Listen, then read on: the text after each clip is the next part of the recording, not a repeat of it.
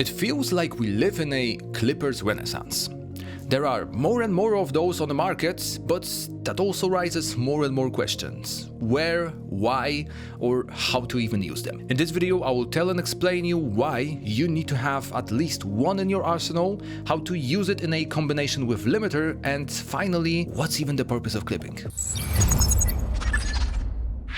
Some additional functions are different from clipper to clipper, but they have one thing in common: an option to use either soft or hard clipping. As you can see, hard clipping shaves off peaks like a blade once they hit threshold. It's a clean yet digital way to push things louder, but once I zoom in, you can see that when pushed hard enough, it adds a little bit of distortion. Soft clipping is much smoother. It rounds off peaks instead of cutting them. When it comes down to use cases, the type of clipping speaks for itself. You want to use a hard clipper if you aim for super loud and aggressive tracks with little to no distortion. Soft clipper is better for subtle genres when you want to add loudness and a bit of character. Some will say that it is pointless to aim for super loud tracks with clippers. The legendary loudness war may be over, but the truth is that some genres take full advantage over the super loud LUFS levels. Just take a look at a couple of measurements I did by analyzing tracks directly from Spotify.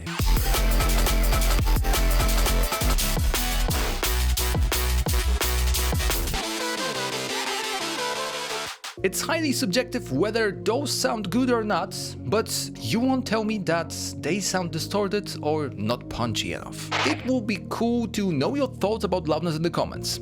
Should it be normalized across all the genres just like Spotify tries to do? Oh, and once you're down there, don't forget to click that subscribe button. Let me play you a little snippet.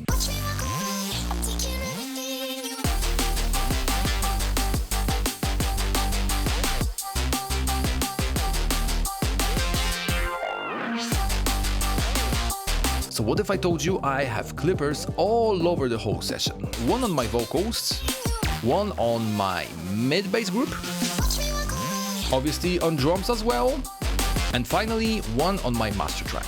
As you can see, they don't do more than 3 dB of reduction, only catching the hottest peaks. Watch what happens inside the reference. Tonal balance looks good, as well as the amount of compression. I'm still quieter than my reference track, but you need to know that before clippers, you need to have a sound selection and arrangement in mind.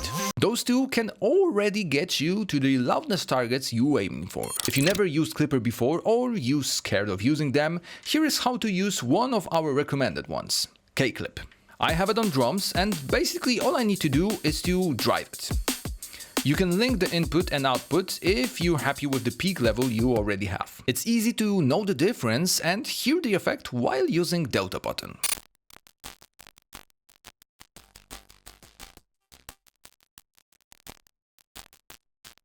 There are also clippers like Go Clip, which allows you for more visual feedback plus some additional algorithms I mentioned before. So why it is better to use clipper limiter combo instead of just a limiter? I've set up limiter plugin after clipping, added a bit more harmonics, and the most useful function in this case, increase the punch a little. After analyzing and setting up suggestions, I can drive it even further without losing clarity.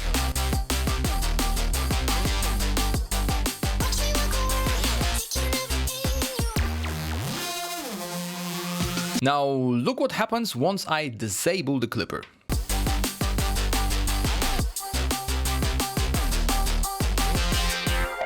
It nearly doubled the reduction, forcing limiter to deal with all of those peaks. The limiting is still transparent, although once you listen carefully, the result is a bit more squashed.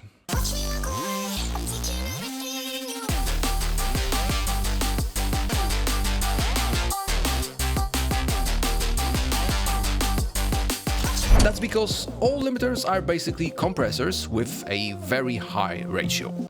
But it's still a compressor. They can easily deal with majority of genre standards, but if you aim for super loud, it is better to use clipper first and then compress the outcome a bit with limiter rather than squashing it. But the harsh truth is that limiters and clippers are just a part of this big equation. If you want to have loud, balanced and punchy mixes, it's better to learn some tips from this video as well.